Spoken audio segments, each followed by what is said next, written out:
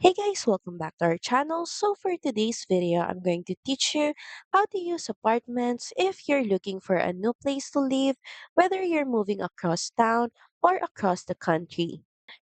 Apartments.com makes finding your next home simple and stress-free. So first, you may want to head over to apartments.com. Next here, you can see a search bar.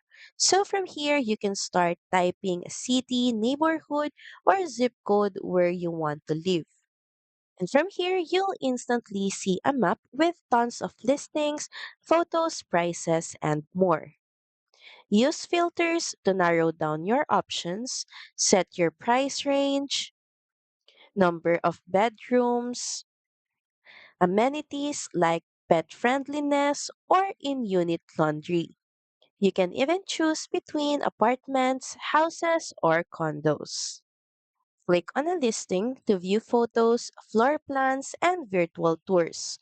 You can also check neighborhood details, school ratings, and commute times to work or school all in one place. If you already found one, you can contact the property directly, schedule a tour, or even apply online. Rents.com is your key to the perfect rental, fast, easy, and all in one spot.